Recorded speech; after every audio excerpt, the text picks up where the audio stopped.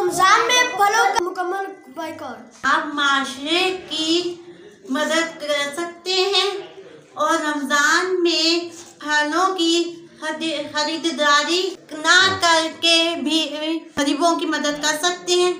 एक छोटा सा कदम के जरिए आप बहुत से लोगों की मदद कर सकते हैं।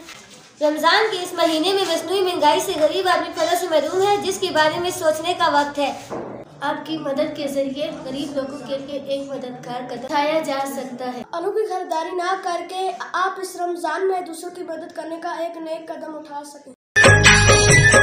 दिल के दाम कितने हैं, ख्वाब कितने महंगे हैं, और नक्शे जां क्या है तुम न जान पाओगे।